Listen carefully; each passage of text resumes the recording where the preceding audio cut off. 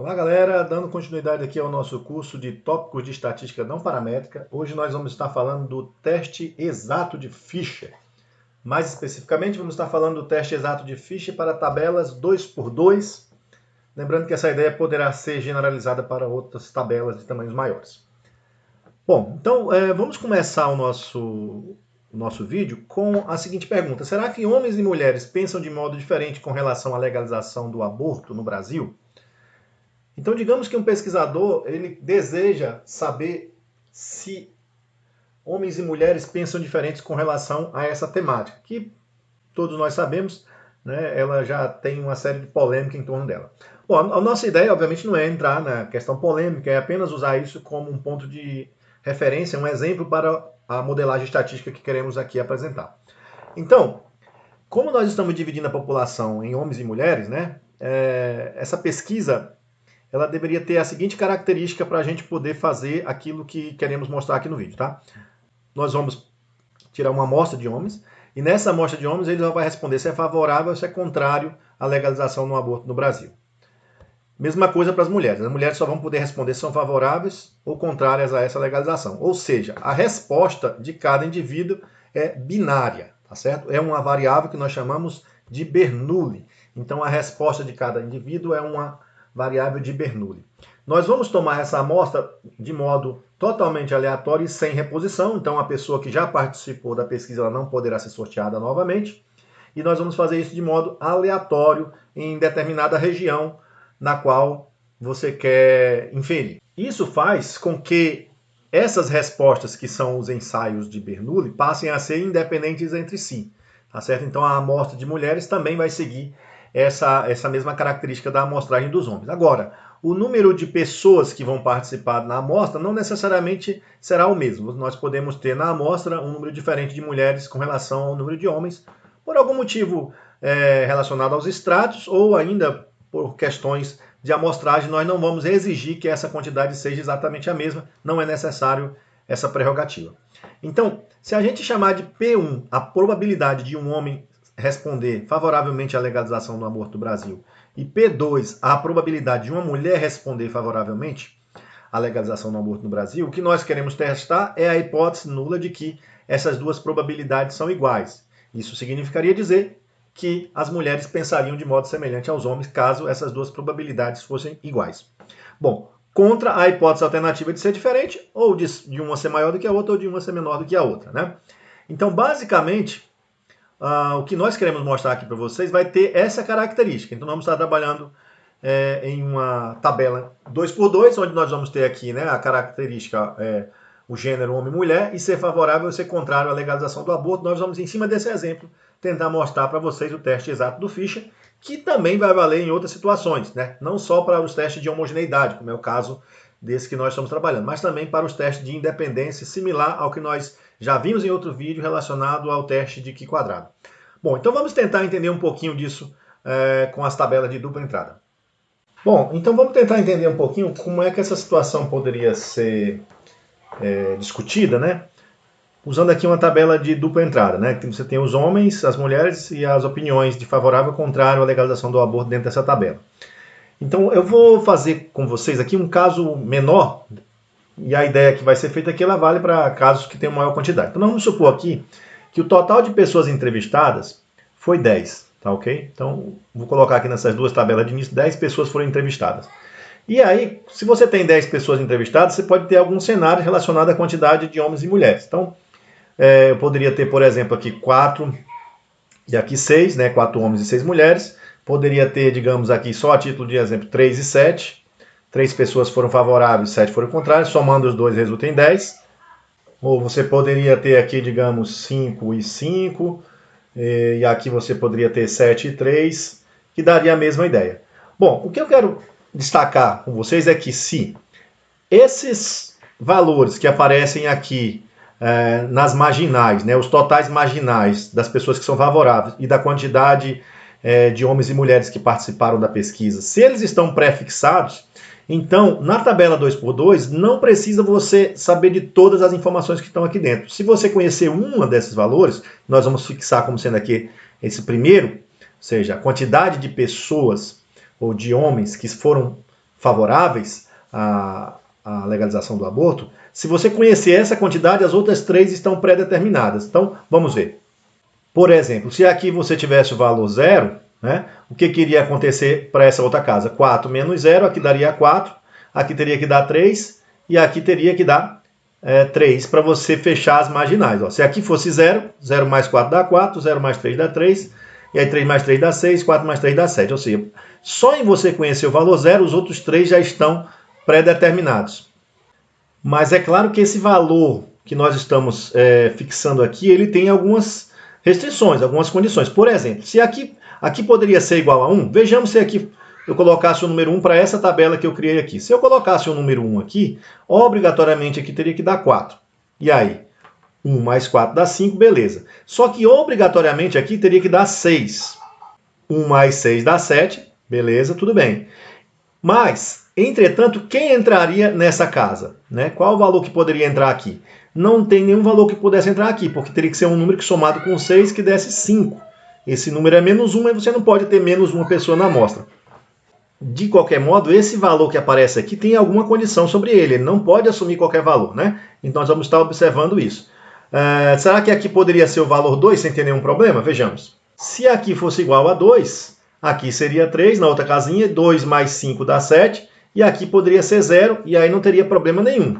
Então, você teria 2 mais 5, 7, 2 mais 3, 5, 5 mais 0, 5, 3 mais 0, 3, totalizando 10 todo mundo. Nós só estamos observando aqui alguns cenários, algumas possibilidades de respostas dentro dessa tabela, considerando que as marginais estão fixadas. Então, que esse total aqui das marginais, eles já estão fixos. Se esses totais estão fixos, dentro da tabela, nós temos algumas possibilidades pré-determinadas. Então, se a gente coloca aqui, chama de X, essa célula, que nós vamos estar focando nela, e que a partir dela a gente determina todas as outras, qual a condição que X tem com relação a esses limites marginais que aparecem dentro dessa tabela?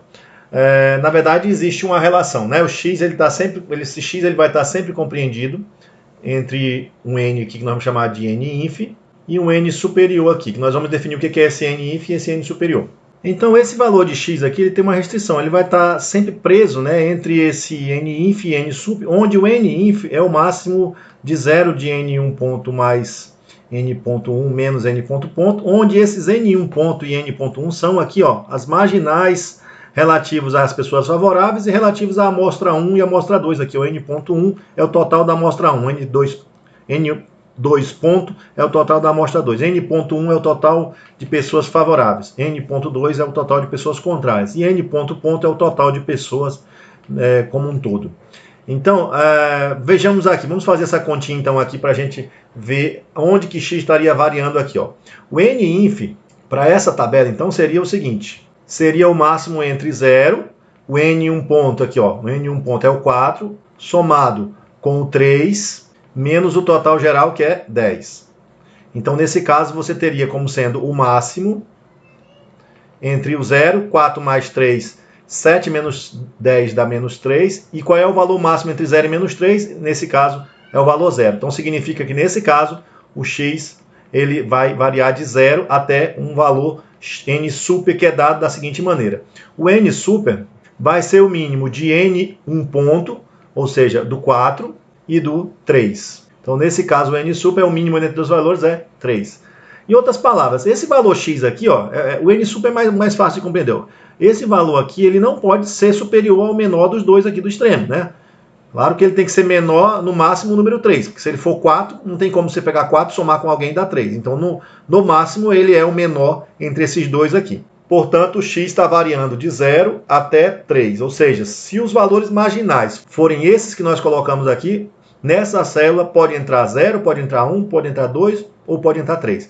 Vamos observar agora, usando a mesma ideia, mas para essa segunda tabela aqui. E nesse caso, o N_inf seria o máximo entre 0, 4 mais 7, subtraído de 10. Então, nesse caso, o máximo entre 0, 4 mais 7 dá 11, 11 menos 10 dá 1. Então, o máximo entre 0 e 1 dá 1. Então, o limite inferior aqui para o X, teria que ser o número 1. E qual seria o máximo? Seria o N super, que é igual ao valor mínimo entre 7 e 4, que nesse caso vai dar 4. Então, X aqui estaria variando de 1 até 4. Claro, o x aqui, ó, ele não pode ser superior a esse 4, porque se você tivesse aqui um valor maior do que 4, não teria como essa soma fechar 4. Então o x aqui está variando de 1, 2, 3 e 4.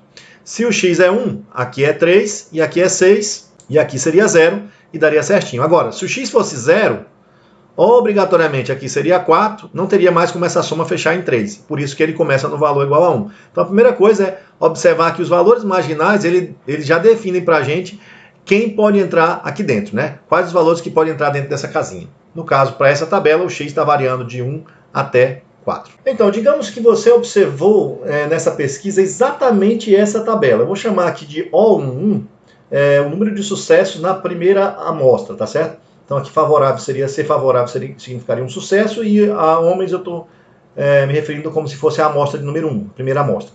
Então, o O1 é igual a 2. Você viu essa tabela, né? Você viu essa tabela. E aí você quer saber o seguinte: o quão provável seria você ter visto essa tabela dentre todas as tabelas possíveis com essas marginais já pré-fixadas? Ou seja, se as marginais foram dadas, qual é a chance de você ter visto aqui um valor igual a 2?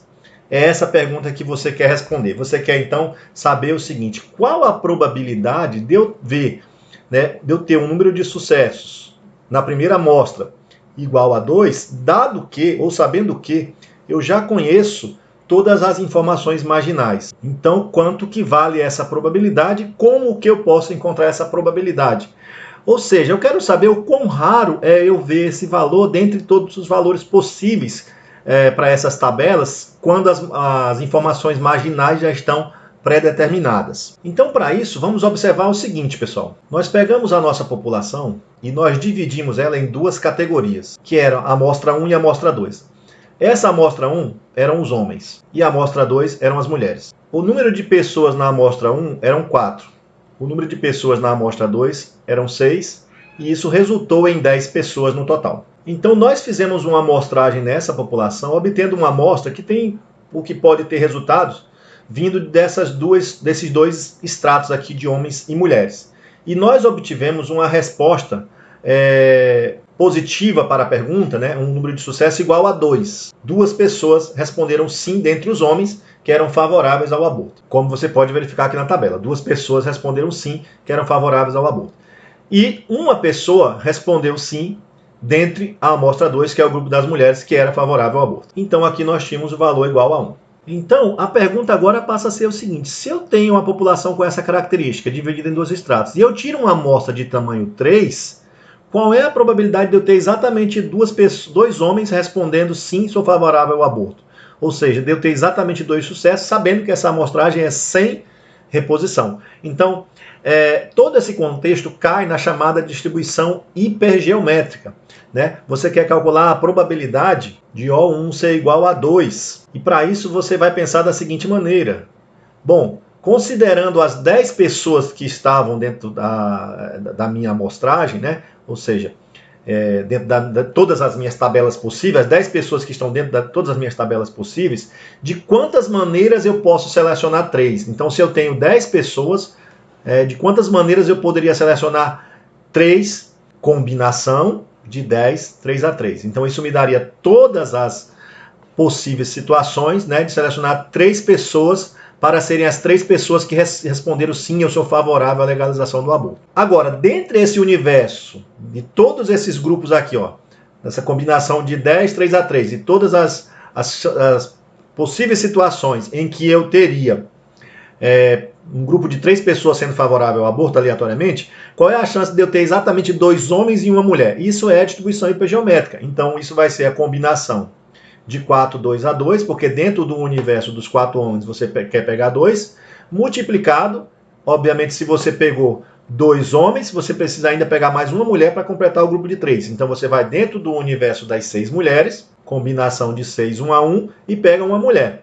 Né? Então, só para título de resultados, vamos observar aqui o resultado dessas contas. Ó. Lembrando aqui da análise combinatória básica, né? Essa combinação de 4, 2 a 2, isso é o quê? Isso é 4 fatorial sobre 2 fatorial e 2 fatorial. E essa continha você vai ter o quê? 4 vezes 3 sobre 2, o resultado disso é 6. Mesma coisa, se você pegar a combinação de 6, 1 a 1, o resultado disso também vai dar 6. Se você pegar a combinação de 10, 3 a 3, Isso vai dar da análise combinatória básica 10 fatorial sobre 3 fatorial e 7 fatorial. O resultado disso é 10 vezes 9 vezes 8 dividido por 3 vezes 2. E o resultado dessa conta é 120. Então aqui embaixo você teria 120. O que seria 120?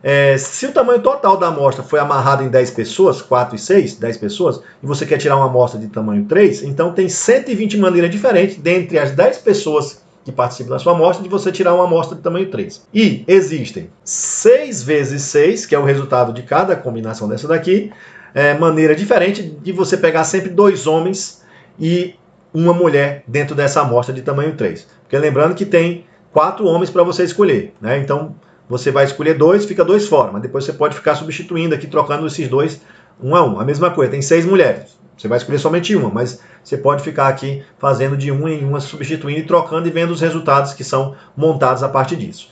Então, na verdade, existe 6 vezes 6 possibilidades, que dá 36 possibilidades de você escolher exatamente 2 homens e uma mulher dentro desse universo, e 120 maneiras possíveis de dentre 10 você escolher 3. Em outras palavras, essa probabilidade seria igual a 36 dividido por 120. E isso vai dar 0,3, ou seja, 30%. Então tem 30% de chance de você observar um resultado, né, O1 igual a 2 dentro dessa tabela. Então o que nós observamos aqui é que quando esses valores marginais estão fixados, né, você tem uma distribuição hipergeométrica modelando, né, as probabilidades para essa célula. E aí você quer observar o seguinte, o quão raro é ter aparecido esse valor. Tá certo? É muito raro ter aparecido esse valor, considerando esses valores marginais. Se for muito raro, você vai ter uma evidência para pensar que os homens pensam de modo diferente das mulheres, se você observar aqui um valor muito raro, né? Então, considerando a tabela com os valores marginais fornecidos, digamos que eu tenho aqui um determinado valor x que eu desconheço, o que a gente viu? Que esse x ele pode assumir valores entre um n-inf, que é o máximo de 0, e 3 mais 4 menos o total, ou seja, entre 0 e menos 3, que dá 0, e um valor mínimo que vai de 3 até 4, que é 3, né? Esse seria o n sup. Então, na verdade, esse x ele vai de 0 até 3. Significa, então, que nessa célula aqui, ó, nessa célula em que nós temos o x, nós só podemos ter os seguintes valores aparecendo.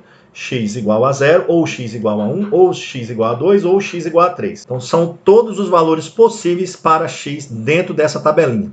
E aí uma pergunta que surge como encontrar a probabilidade de cada um desses valores dentro dessa tabela, né?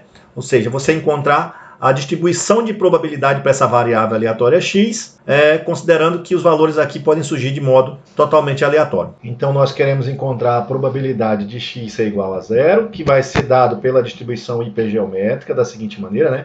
A combinação, vou usar agora a notação binomial, mas é a mesma da combinação de 10, 3 a 3, que seriam todas as amostras com 3 sucessos possíveis, dentre as 10, dos 10 resultados observados. E aí nós queremos obter o quê?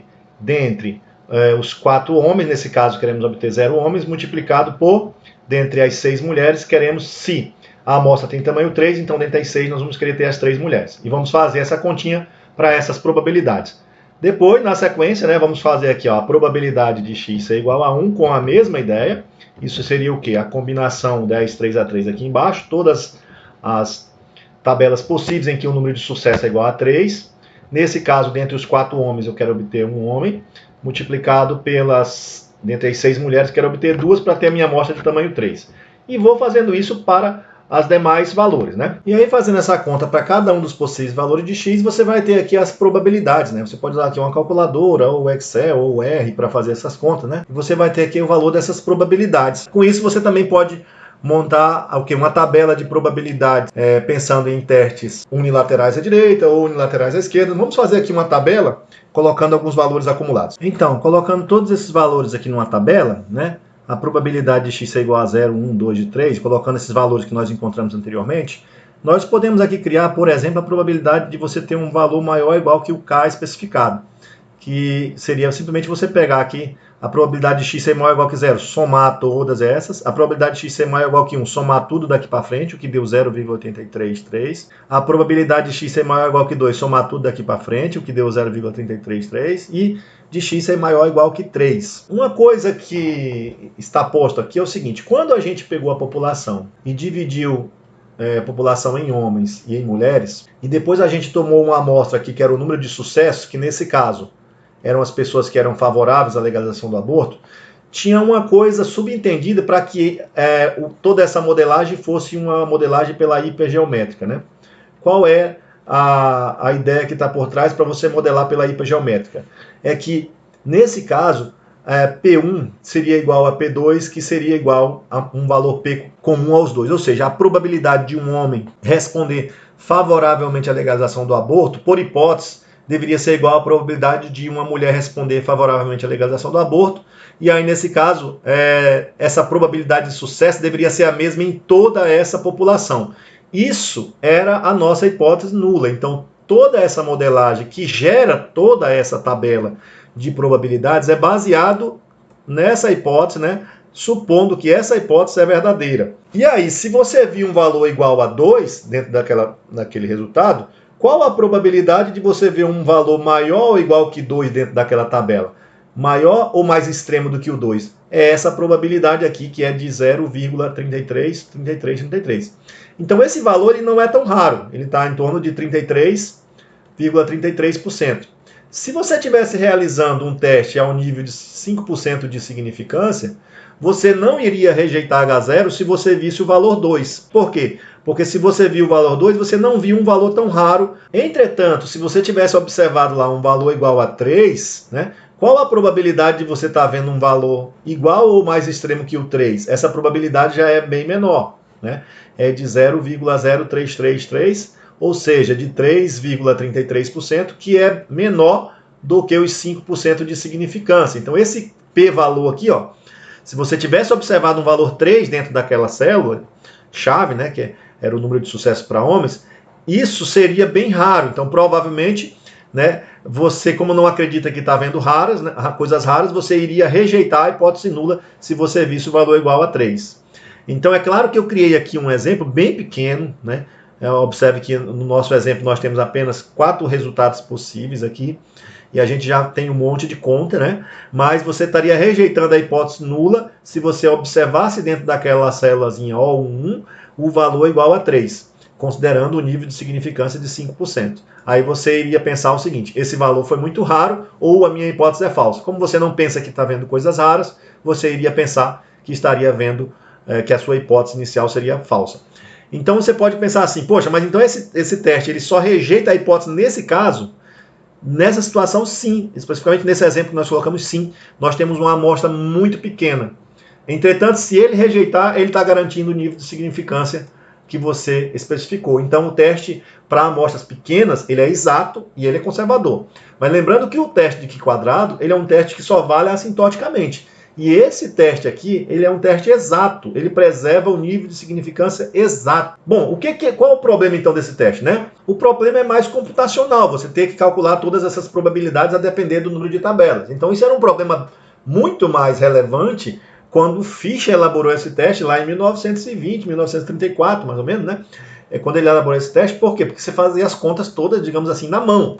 Mas hoje, com os recursos computacionais, é muito tranquilo também fazer esse teste. Então, nós vamos ver no exemplo seguinte, eu vou colocar uma situação um pouco maior e vamos tentar usar esse teste exato, utilizando aí um programa para fazer essa tabela de probabilidades para a gente. É claro que já tem também programado todo o resultado do teste sem precisar fazer dessa maneira, né? O objetivo aqui do vídeo era que a gente compreendesse o procedimento do teste exato de Fischer, porque alguns livros só colocam uma fórmula para você decidir em cima da fórmula ou não, a receita de bolo já pronta no final. Toda a discussão que nós fizemos aqui foi de compreender o que está por trás dessa fórmula, mas ainda vamos dar sequência para melhorar um pouco mais esse entendimento. Bem, pessoal, o Fischer não tinha à mão, lá em 1934, o Excel, né? Mas com o Excel aqui vocês podem calcular essas probabilidades muito rapidamente, porque já tem programado aqui a hipergeométrica. Então você vem aqui, ó, coloca aqui a probabilidade de x é igual a k, o k de 0, 1, 2, 3, coloca aqui igual, você vai em fórmulas, busca lá a função estatística e busca aqui a função hipergeométrica, a distribuição hipergeométrica. Aí aqui vai aparecer alguns detalhes que vocês devem colocar dentro da função. Então você dentro da distribuição hipergeométrica, você vai clicar, no exemplo S seria o k, né? Você coloca aqui o k, clica aqui na célula A2, você vai colocar o k, Esse que ele chamou de exemplo num aqui é, na verdade, o tamanho da amostra. Então, você está com uma amostra de tamanho 3. População S seria a população de sucesso. Nesse caso, nós estamos falando da população como referência, sendo o número de homens. Então, a população seria 4 homens. E aí, como você colocou como referência o número de homens, o número da população seria 10, que é 10 no total. Nesse caso, você não está entrando aqui na função com o número de mulheres, não, tá? Então, a população de referência é 4. Você quer, dentro dos 4 homens, pegar 0 homem dentro de uma amostra tamanho 3. E aqui você coloca no cumulativo falso, que é um conectivo lógico. Quando você coloca falso, ele dá a probabilidade no ponto. Quando você coloca verdadeiro, ele dá a probabilidade acumulada. Então, aqui você observa que deu 0,16 a probabilidade no ponto. E aí você dá OK e já obteve aqui o resultado para a probabilidade de K ser igual a 0. Se você arrastar, você vai ter a probabilidade para cada um dos pontos e está tudo tranquilo. Quando você quer a probabilidade aqui de x ser maior ou igual que k, de novo você programa. É igual a soma, você pode fazer igual a soma desse valor até o último. Só que o último você aperta aqui F4, porque o último você quer manter ele fixo quando você arrastar a célula. Tá certo? Fechou? Então essa primeira é 1. Quando você arrastar, ele vai manter fixo o último. E aí você tem todas as probabilidades lá que nós encontramos manualmente. Então, obviamente fazer esse teste antigamente era muito mais difícil, porque você tinha que fazer todas essas contas à mão. Agora, com a planilha de Excel, você consegue fazer esses valores, né, bem longe, né? E bem longe. Nós vamos mostrar agora, fazer o mesmo exemplo, usando uma amostra de tamanho maior, mas vamos usar o Excel para ganhar tempo com as contas. Então, gente, na população, nós estávamos querendo testar a seguinte hipótese nula, né, de que P1 era igual a P2. Mas quem é P1 e quem é P2? P1 é a probabilidade de, dentro do conjunto dos homens, você tirar uma pessoa favorável à legalização do aborto. E P2 é a probabilidade de, dentro do conjunto das mulheres, você tirar uma mulher que seja favorável à legalização do aborto. Bom, essas probabilidades populacionais, elas são estimadas aqui na nossa amostra da seguinte maneira. Para esse conjunto de dados aqui com apenas 10 elementos, a proporção 1 estimada é simplesmente você pegar aqui o número de homens favorável e dividir pelo total de homens, ou seja, pegar 2 e dividir por 4. Então aqui você tinha uma proporção de 50%. E aqui a proporção dentro do conjunto das mulheres, a probabilidade de você pegar uma pessoa favorável é uma mulher favorável é 1 em 6, né, dentro do conjunto das mulheres. Bom, o que acontece? A gente olha para a amostra e vê nitidamente aqui, parece ser muito diferente esses valores, né? Só que você forneceu para o programa, para o teste, melhor dizendo, uma amostra muito pequena. Então, como você forneceu uma amostra muito pequena, o que o teste está dizendo? Olha, como esse tamanho da amostra é muito pequeno, eu não vou te garantir ainda essa diferença. Então, eu não vou rejeitar a hipótese nula de que 1,5 e 1 sexto aqui eles estão representando estimativas de proporções que são diferentes. Por quê? Porque você está com uma amostra muito pequena. Ok? É tanto que se você amostrasse de novo aqui, aumentando a amostra, se você fizesse essa amostra aqui de novo e passasse a ter aqui agora, observe que nós multiplicamos todo mundo por 10, então essas proporções, o P1 estimado agora aqui seria exatamente o mesmo valor, porque passaria a ser 20 em 40,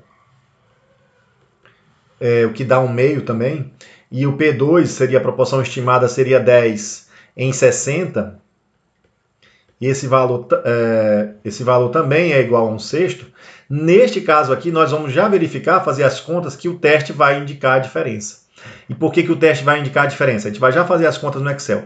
Ele vai indicar a diferença porque você agora tem uma amostra razoavelmente já grande, ao ponto do teste dizer, olha, com essa amostra eu tenho confiabilidade em te dar os 5% de probabilidade de você estar errando, se você rejeitar a hipótese nula. Então tem isso. O teste é exato para amostras pequenas, mas ele é conservador também para amostras pequenas. Ou seja, para ele rejeitar a hipótese nula quando a amostra é pequena, ele vai ter que ver uma discrepância muito grande. Tipo, ele teria que ver aqui 3 homens e aqui 0 mulheres. Aí ele rejeitaria essa hipótese, somente nesse caso.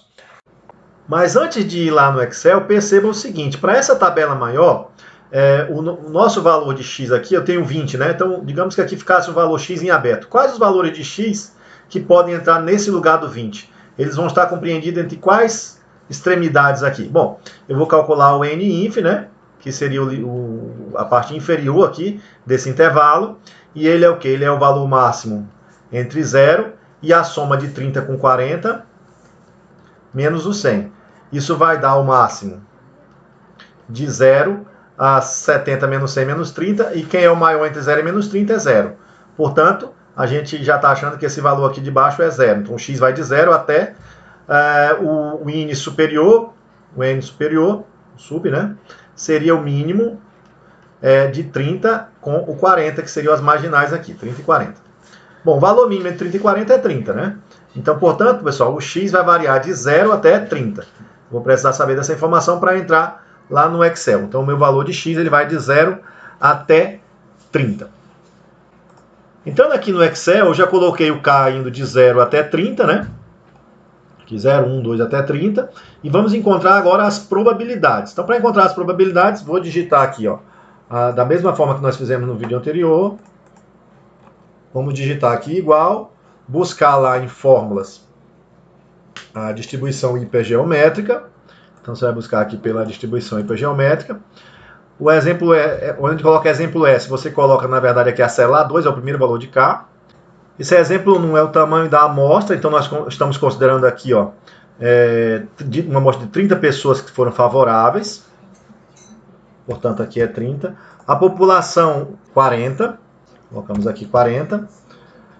O número de elementos na população agora é de 100, considerando a população todinha. E vou colocar aqui o cumulativo de falso, né? E ele vai me dar a probabilidade pontual.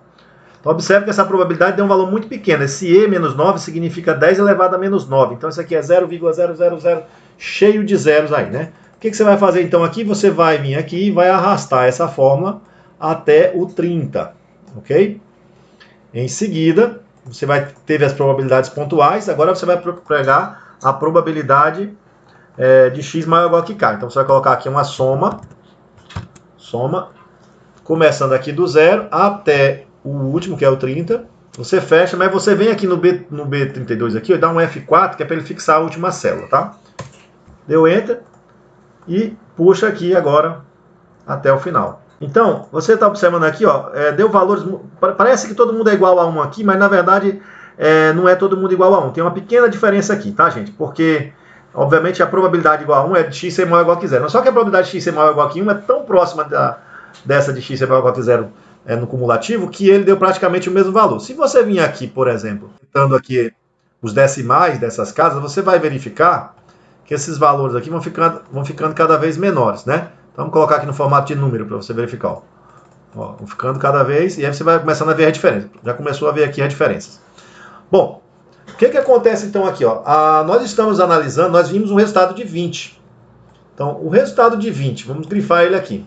E vamos ampliar aqui para a gente ver melhor o resultado de 20. Qual a probabilidade de você ver um valor maior ou igual que 20? Ó, 0,0004, muito pequeno. Então, esse p-valor para um teste unilateral à direita, né, a probabilidade, eu vi o valor de 20, esse valor de 20 é um valor raro de eu ver nessa tabela com 100 elementos? Sim. Ou seja, nesse caso, você passou a ter um p-valor bem menor do que o alfa de 5% e você passou a rejeitar a hipótese nula. Então, você agora rejeita a hipótese nula de que as proporções são iguais e passa a ficar com que as proporções são diferentes. Então, você vai aplicar um teste exato numa amostra pequena? Vai dar certo? Vai dar um teste exato, confiável? Vai. Só que para você rejeitar H0 numa amostra pequena, o teste é extremamente conservador. Ou seja, você só vai rejeitar H0 quando você vê uma coisa muito discrepante. Então, a gente viu que a gente só rejeitava H0 aqui se eu tivesse visto 3 para homens e 0 para mulheres, não é isso? Então, só nesse caso que eu iria rejeitar H0. Por quê? Porque toda vez que o teste rejeita a hipótese nula, ele está te garantindo lá os 5% de chance de você estar tomando uma decisão errada. Quando ele não rejeita, ele não está te garantindo muita coisa mais. Você entra no limbo. Então, na verdade, você pode usar para amostras pequenas, você vai ter resultados confiáveis se você cair na rejeição. Se você não cair na rejeição, o que acontece? Você poderia amostrar mais, e aí você pode começar a ver diferenças onde você não vinha. Gente, para finalizar, só mais uma coisa. Ó. Se a gente considerar a tabela dos valores observados com essa característica aqui, com essa nomenclatura, observados no 1, O1, 2, O2, 1, O2, 2, N1 ponto, sendo o total da amostra 1, N2 ponto, total da amostra 2, N.1, número de sucessos totais e assim por diante, se a gente considerar com essa nomenclatura, vocês vão ver que é apresentada em alguns livros essa fórmula aqui, ó, o cálculo da probabilidade pontual desse valorzinho aqui, O1, que era o nosso x aqui que a gente estava trabalhando anteriormente. Aí quando você pega essa fórmula pronta, você não consegue entender de onde veio esses resultados, o porquê desses resultados. Então, na verdade, essa fórmula que está pronta dessa maneira, ela vem exatamente do desenvolvimento desse binomial aqui, que é o binomial que nós usamos aí nos exemplos. Então, quando você desenvolve isso aqui, manipula, faz algumas álgebras, você chega nessa forma que está colocada em alguns livros aí na literatura, ok? Bom, é isso aí, né? Eu espero que vocês tenham compreendido a ideia do teste exato de Fischer. Nós podemos estar usando ele com bastante tranquilidade hoje por conta dos recursos computacionais. No próximo vídeo nós vamos mostrar como fazer esse teste usando algum programa específico, né? Ou seja, tudo isso que nós fizemos aqui explicando em alguns minutos, nós vamos fazer num programa em alguns segundos. É isso aí, galera. Valeu e até a nossa próxima videoaula.